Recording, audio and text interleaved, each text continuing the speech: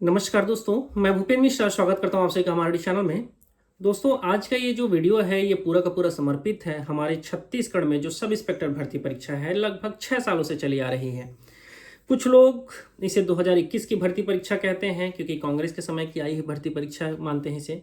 कुछ लोग इसे 2018 की भर्ती परीक्षा मानते हैं जिसे रमन सिंह सरकार ने लाया था, ऐसा मानते हैं। जो भी हो, ये भर्ती परीक्षा 3 लोगों का कार्यकाल देख चुकी है, रमन सिंह, भूपेश बघेल और विष्णुदेव साय। अभी भी ये भर्ती परीक्षा निपटी नहीं है और अभी भी ये पूरा का पूरा विवादों से घिरा हुआ है। ठीक है, तो क्या क्या विवाद है इस वीडियो को अंत तक देखोगे तो समझ में आएगा। वीडियो थोड़ा सा लंबा होगा और हर एक चीज़ मैं आप सभी को विथ प्रूफ बोलूँगा। कहीं सुप्रीम कोर्ट का जजमेंट का कॉपी दिखाऊंगा, कहीं आरटीआई का आवेदन दिखाऊंगा और आप सभी को देखने को मिलेगा कि इस भर्ती परीक्षा में बहुत सारी गड़बड़ियाँ हुई हैं, लेकिन फिर भी ये भर्ती परीक्षा अपने अंतिम चरणों पर है। और मैं भी चाहता हूं कि जो लोग कैंडिडेट हैं अब फिलहाल उनको अगर ज्वाइनिंग मिल रही है तो ज्वाइनिंग मिल जाए, या जो भी होना हो वो जल्द करें। लगभग अब समझो इस भर्ती परीक्षा से जो सेलेक्टेड कैंडिडेट हैं वो भी त्रस्त आ गए होंगे। कारण क्या है आप सभी देखिएगा। और कहीं ना कहीं जो इसमें पूरा का पूरा शुरू से लेकर अंत तक प्रक्रिया में जो गड़बड़ी और जो गलती करने का जो अगर ठिकरा अगर किसी के सिर पर फोड़ना हो तो पुलिस हेडक्वार्टर के सिर पर फोड़ा जा सकता है। मैं आप सभी को हर चीज़ सबूत के साथ दिखाऊंगा, आप सभी समझते जाइएगा। आज ही इस वीडियो को क्यों बना रहा हूं, कारण स्पष्ट है कि दैनिक भास्कर ने एक आर्टिकल छापा है। इस आर्टिकल को ही लेते हुए मैं आप सभी को बहुत सारा चीज़ बताऊंगा जो आपको सोचने पर मजबूर कर देगा कि हाँ, आखिर इस भर्ती परीक्षा में इतनी सारी गलतियां कैसे की जा सकती है। सबसे पहले जो दैनिक भास्कर का खबर है वो उसको हाईलाइट करते हुए वीडियो स्टार्ट करते हैं। इसमें टॉपिक लिखा हुआ है, लिखित परीक्षा के अंकों का पता नहीं, फिजिकल इंटरव्यू के आधार पर एसआई का फाइनल रिजल्ट जारी कर दिया गया है। ठीक है, देखिए ये तो बताऊंगा ही, साथ ही साथ एक चीज और देखेंगे कि कैसे कोई भी अधिकारी इस भर्ती परीक्षा की जिम्मेदारी नहीं लेना चाहता है। ये कैसे है, ये भी चीजों को आगे देखेंगे। देखो, आप सभी को पता है कोई भी रिजल्ट आता है, उदाहरण के लिए मैं आप सभी को पीएससी का ही उदाहरण लेता हूं। सेम उदाहरण को इसी पेपर में BKS रे ने भी लिया है, जो कि व्यापम के पूर्व अध्यक्ष एवं सेवानिवृत्त आईएएस हैं। अब क्या है, जैसे मान लो हमारा पीएससी का भी कुछ दिन पहले रिजल्ट आया था। फाइनल रिजल्ट जब जारी हुआ तो उसमें हम लोगों ने देखा कि मेंस का नंबर प्लस उनको इंटरव्यू में कितना मिला, दोनों को जोड़ करके मेरिट लिस्ट बनता है। लेकिन जो पुलिस विभाग ने जो रिजल्ट जारी किया है उसमें हमको देखने को मिलेगा कि इंटरव्यू में कितना नंबर था और फिजिकल में कितना नंबर था, उसके आधार पर उन्होंने मेरिट सूची तैयार कर दिया। और जो सेलेक्टेड कैंडिडेट हैं उनके मन में भी एक प्रश्न है कि आखिर मेरा मेंस में कितना था। नॉन सेलेक्टेड तो होगा ही उसके मन में, और वो तो सोचेगा ही कि कुछ गड़बड़ हुआ होगा या कुछ गड़बड़ किया जा रहा है। लेकिन जो सेलेक्टेड कैंडिडेट हैं उनके मन में भी ये सवाल है कि आखिर हमारा मेंस में कितना नंबर है। ठीक है, क्योंकि फाइनल रिजल्ट अब आ चुका है भाई। अब आपको बता देना चाहिए था इसका मेंस में कितना था, फिजिकल में कितना था और साथ ही साथ इंटरव्यू में इसको कितना नंबर मिला। अब अंतिम चरण चल रहा है, कहीं मेडिकल हो रहा है। ठीक है, उसके बाद डॉक्यूमेंट वेरिफिकेशन का वो प्रोसेस हमको देखने को मिलेगा। ठीक है, या लगभग खत्म ही हो चुका है जी, अब ज्वाइनिंग ही मिलने वाला प्रोसेस बचा है, ये समझ जाओ। लेकिन विवाद शुरू हो रहे हैं तो विवादों को अच्छे से एक स्टेप बाय स्टेप क्लियर करना चाहता हूँ। तो सबसे बड़ा विवाद क्या आया, पहला विवाद जो यहाँ से शुरू कर रहा हूँ, जो रिजल्ट दिया है उसमें इंटरव्यू और फिजिकल के दम पर बता दिए हैं कि हाँ इनको ये पद मिल रहा है। अब एक चीज है, ये 21 पन्ने का आप सभी को रिजल्ट दिखा रहा हूं जिसमें नंबर 1 पर नाम लिखा गया है सचिन टोप्पो जी का।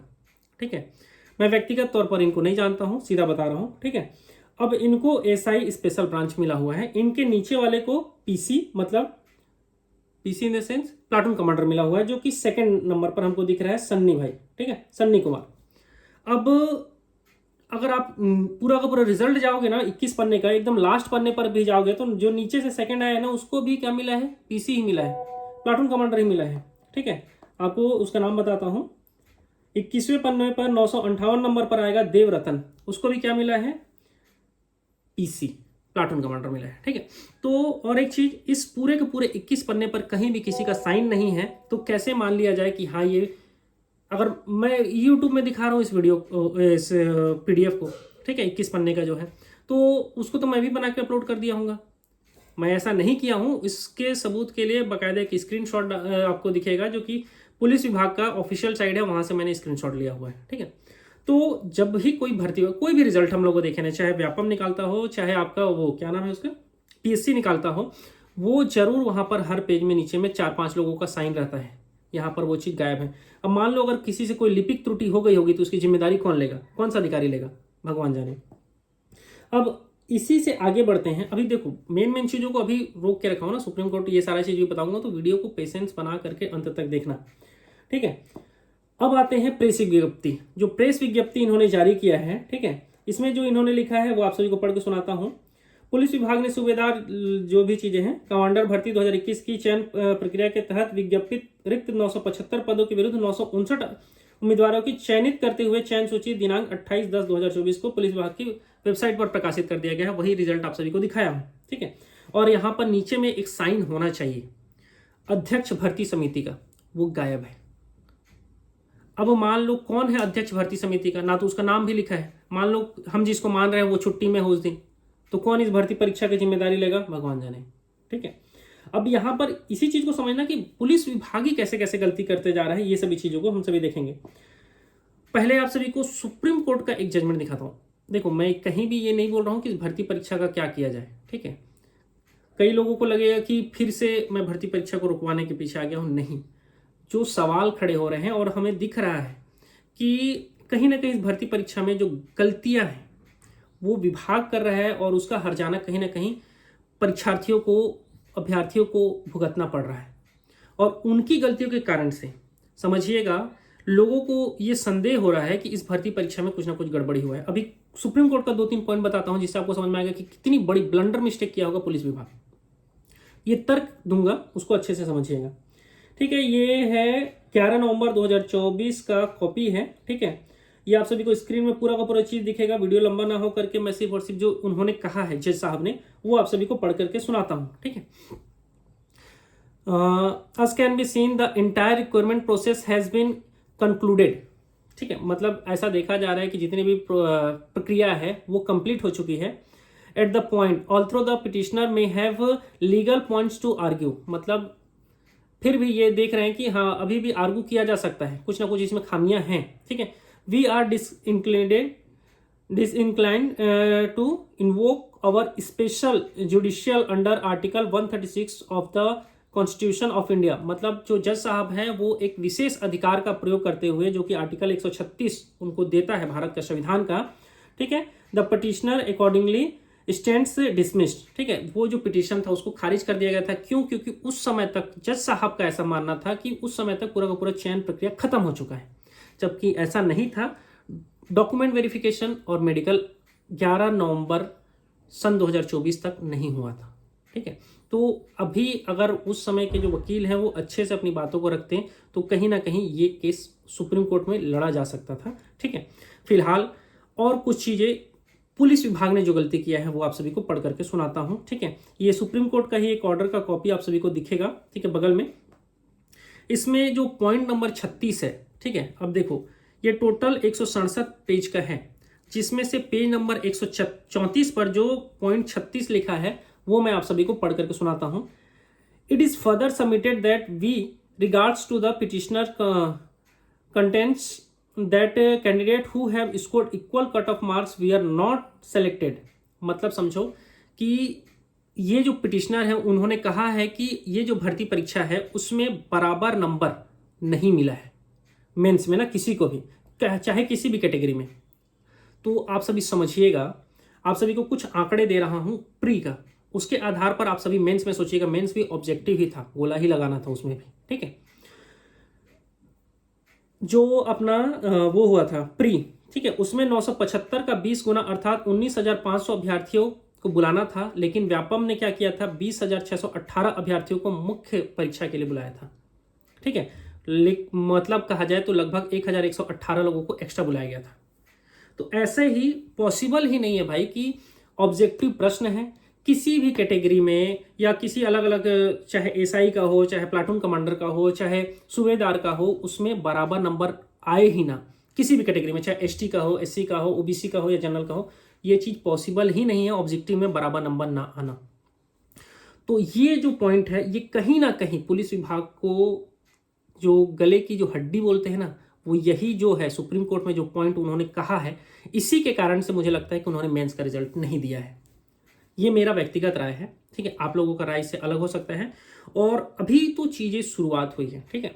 अभी ये जो चीज़ें बता रहा हूँ सुप्रीम कोर्ट के आधार पर ही बता रहा हूँ, और आप सभी सोच सकते हो कि अगर कोई ऑब्जेक्टिव पेपर हो, ठीक है, और उसमें मान लो 1000 लोग ही अगर पेपर दे रहे हैं, तो 1000 में से हो ही नहीं सकता कि 2 लोगों का भी समान नंबर हो ही नहीं सकता, होगा ही होगा बराबर नंबर, कम से कम 2 लोगों का। और ये बहुत बड़ा ब्लंडर मिस्टेक है, और मेरे को लगता है कहीं ना कहीं सिर्फ इसी पॉइंट के कारण से मेंस का नंबर नहीं डिस्क्लोज किया है पुलिस विभाग ने, ठीक है। आगे आते हैं।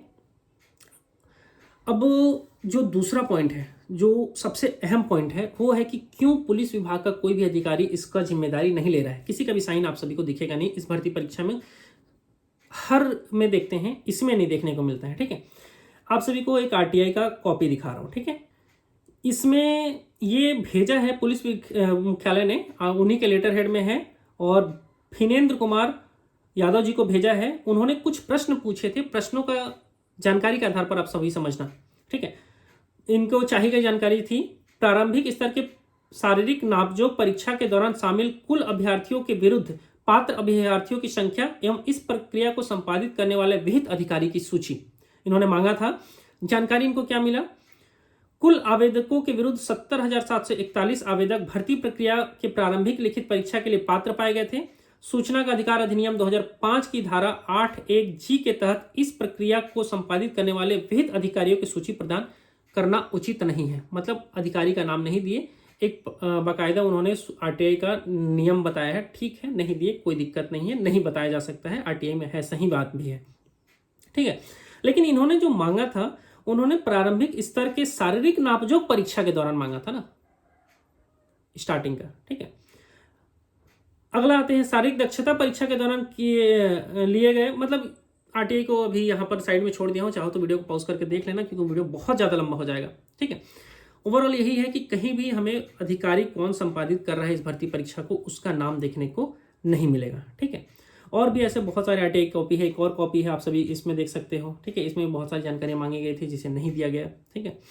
इसमें बहुत सारे आरटीआई लगे हैं। न्यूज़पेपर का अगर कटिंग को अच्छे से पढ़ोगे तो उसमें लिखा है 27/1/2023 को व्यापम का जवाब मुख्य परीक्षा के परीक्षा परिणाम में मेरिट के आधार पर था। ये समझ जाओ कि इसमें 50 से भी ज़्यादा आरटीआई लगा है, ठीक है। न्यूज़पेपर को अगर अच्छे से पढ़ोगे तो उसमें लिखा है कहीं कि 50 से ज़्यादा आरटीआई लगाया गया है, और उसका भी संतोषजनक जवाब नहीं दिया गया है, ठीक है।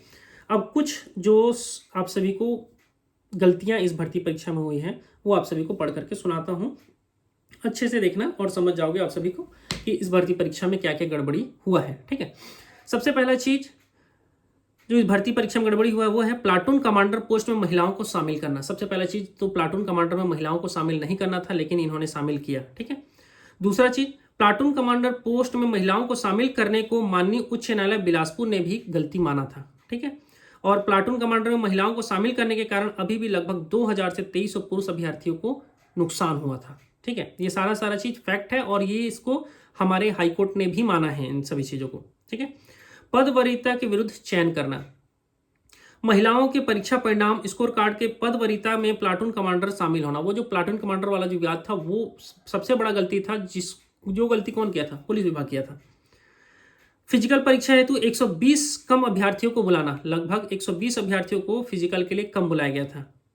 और मुख्य लिखित परीक्षा के जारी परिणामों में अंतिम समान अंक वाले अभ्यर्थियों को शामिल नहीं करना। इसी चीज को एक बार और अच्छे से हाईलाइट कर रहा हूं। देखो, भर्ती नियम 6(4) के अनुसार द्वितीय चरण यानी फिजिकल परीक्षा के लिए विज्ञापित 975 पदों के 5 गुना एवं अंतिम समान अंक वाले सभी अभ्यर्थियों को बुलाया जाना था, किंतु विभाग द्वारा केवल 4755 अभ्यर्थियों को बुलाया गया था। देखो, ये स्पष्ट नियम में था, और अगर ऑब्जेक्टिव टाइप का पेपर होगा तो उसमें कभी भी ऐसा नहीं हो सकता कि लोगों को समान नंबर ना मिले। लोगों को समान नंबर मिलते हैं, ठीक है, होता है। अब ये एक चमत्कार ही होगा कि इतने सारे लोगों ने अगर पेपर दिया है तो उनको ऑब्जेक्टिव पेपर में, खास करके स्पेशल मेंशन कर रहा हूं, ऑब्जेक्टिव पेपर में बराबर नंबर नहीं मिले। अगर लिखने वाला होता तो उसको समझ में आता है कि हाँ, किसी को 2.25, 3, 2, 2.5 ऐसा करके मार देंगे तो फिर शायद बराबर ना भी बने। लेकिन अगर ऑब्जेक्टिव है तो ऐसा ना हो, ऐसा पॉसिबल नहीं है। भूतपूर्व सैनिक के आरक्षण कोटे का पालन नहीं करना, ठीक है। विभागीय अधिकारी पुलिस विभाग के 5% कोटे का पालन ना करना, उसका भी पालन नहीं किया गया है। मुख्य लिखित परीक्षा परिणाम में 26 विभागीय महिला अभ्यर्थी का 2 बार गणना कर अन्य 26 अभ्यर्थियों के साथ अन्याय किया जाना, ये भी एक ब्लंडर मिस्टेक था उनका। विज्ञापित 975 पदों को वर्तमान में लागू 58% आरक्षण के अनुसार वितरण करने में गड़बड़ी किया गया है। भर्ती नियम अनुसार शारीरिक दक्षता परीक्षा के दौरान शारीरिक नापजोख नहीं करके गड़बड़ी करना। तत्कालिक एवं वर्तमान पुलिस महानिदेशक द्वारा पिछले कांग्रेस सरकार के कहने पर मुख्य लिखित परीक्षा परिणाम को बलपूर्वक सीधे सीएम हाउस ले जाया गया था, इसकी पुष्टि हम भी नहीं कर रहे हैं, ठीक है। मेरा परीक्षा परिणाम को परीक्षा एजेंसी व्यापम द्वारा जारी ना कर पुलिस विभाग द्वारा बिना पारदर्शिता के जारी करना, ठीक है। अब ये जो मेरे को भेजा है ये उसका है। परीक्षा एजेंसी व्यापम द्वारा जारी परीक्षा दिशा निर्देश का पालन नहीं करना, ये इन्होंने आरोप लगाया है। तृतीय और चतुर्थ श्रेणी में साक्षात्कार को केंद्र सरकार द्वारा समाप्त करने के बाद भी छत्तीसगढ़ सब इंस्पेक्टर भर्ती परीक्षा, जो कि तृतीय श्रेणी का है, में साक्षात्कार के लिए 100 अंक रखना भ्रष्टाचार को बढ़ावा देता है। ये नियम है कि जो 3rd क्लास और 2nd क्लास का जो भर्ती होता है उसमें इंटरव्यू नहीं रखा जाता है, लेकिन यहाँ पर हमको इंटरव्यू देखा गया है, ठीक है। परीक्षा एजेंसी व्यापम द्वारा मेंस लिखित परीक्षा पश्चात जारी मॉडल आंसर के विरुद्ध मंगाए गए दावा आपत्ति का निराकरण किए बिना परीक्षा परिणाम को पुलिस विभाग को सौंप देना। देखो ये एक बहुत बड़ा गलती मान सकते हैं हम सभी। क्या था इसमें, अगर ऑब्जेक्टिव हुआ है तो हमेशा हम लोग देखते हैं कि जब हम लोग ऑब्जेक्टिव के प्रश्न देते हैं उसमें ये लिखा जाता है कि हमने ये चीज़ों को आंसर माना है। आप एक दावा आपत्ति कर सकते हैं कि अगर हमारे द्वारा जो उत्तर लिया गया है वो गलत है या सही है, तो इसका मौका ना मेंस में नहीं दिया गया था। तो ये भी एक कहीं ना कहीं बड़ी गलती की श्रेणी में आएगा। देखिए ये जो भर्ती प्रक्रिया है उसमें बहुत सारे आरोप लगे हैं, लेकिन अब इस भर्ती परीक्षा लगभग अंतिम चरणों पर पहुंच चुकी है। आप अपना राय रखिएगा कि क्या होना चाहिए क्या नहीं होना चाहिए। और एक चीज़ इसमें हमें जो गलती देखने को मिलेगी ना, वो पुलिस विभाग की गलती देखने को मिलेगी।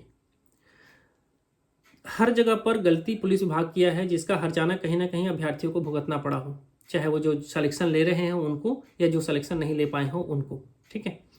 ये मेरा राय था, आपका जो राय हो नीचे कमेंट करके बता सकते हैं। वीडियो यहीं तक था। वीडियो को अंत तक देखने के लिए बहुत बहुत धन्यवाद, थैंक यू। अगर आप लोगों ने अभी तक हमारे चैनल भूपेंद्र मिश्रा को सब्सक्राइब नहीं किया हो, सब्सक्राइब कर लीजिएगा। वीडियो को अंत तक देखने के लिए बहुत बहुत धन्यवाद, थैंक यू।